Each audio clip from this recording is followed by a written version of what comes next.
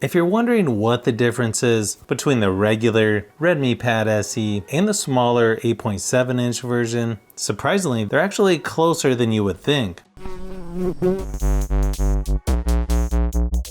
Both of these tablets are pretty affordable, with the 8.7-inch version at about $118 for the 8.7-inch versus $159, so about $40 more expensive for the larger 11-inch version. Both of these start with 128 gigabytes of storage, which is actually pretty good for budget-friendly tablets. You can also expand the storage with a micro SD card on both tablets as well. Probably one of the biggest differences is going to be the screen size and resolution. Both of these have an IPS LCD display up to 90 Hz refresh rate on both of these. The smaller one is at 8.7 inches with 800 by 1340 resolution versus an 11-inch with 1200 by 1920 resolution. I'm not sure if this is accurate, but if you search online, it says 600 nits brightness for the smaller version, 400 nits brightness for the larger. But when you put these next to each other, I feel like the smaller tablet is brighter in some cases, but in other cases, the larger tablet actually looks a little better with better viewing angles. So I don't know, it might just depend on your use case. The larger Redmi Pad SE definitely looks better with most things, considering the higher resolution, but the small tablet actually looks better than you would think, considering the price. Good thing is both of these are wide vinyl 1, which is good for streaming apps like Netflix, and has up to 1440p resolution for YouTube videos. On the smaller tablet, weird thing is only 1080p resolution for the larger 11-inch size, but if you want the tablet with the better screen quality, well, you'll want the larger SE tablet. It actually looks really nice in person. It also has better build quality with its aluminum material versus plastic on the smaller tablet. Nice thing is both of these actually have pretty good battery life, but the smaller 8.7-inch tablet lasted about 9.5 hours versus 8 hours for the 11-inch version in my typical battery drain test at 100% screen brightness. So plenty to last a couple days with the mixed usage, even longer if you turn the screen brightness down. But if you want the tablet with better battery life, you'll want to go with the smaller 8.7-inch tablet.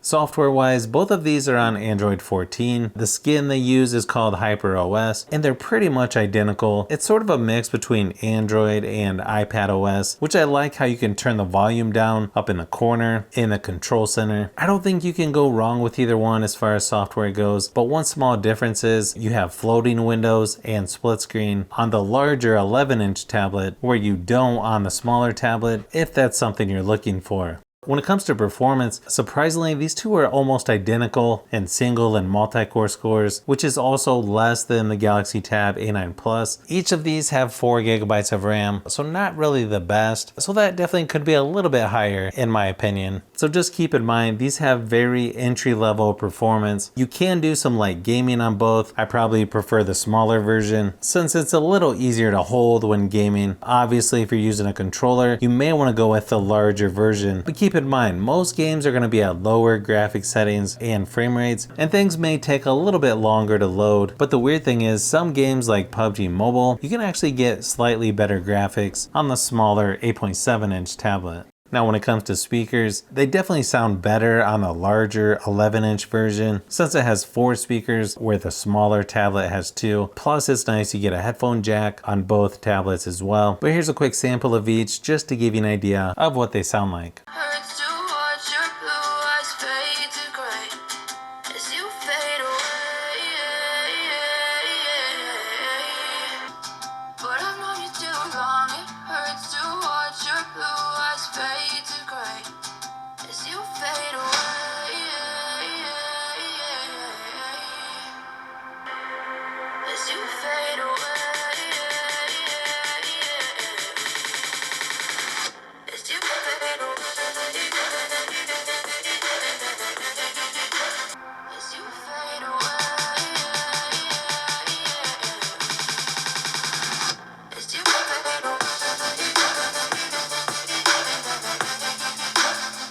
Both tablets have an 8 megapixel camera on the back, a 5 megapixel on the front. The front facing camera is on the long edge for the larger version, on the short edge for the smaller tablet. You can record up to 1080p resolution for both, so you'll get pretty similar results between these two as far as camera and video quality. Just keep in mind, these are more entry-level tablets, so the quality isn't going to be the best out there. In fact, most budget cell phones will give you much better results than these two tablets, but here's a quick sample of each just to give you an idea of what to expect.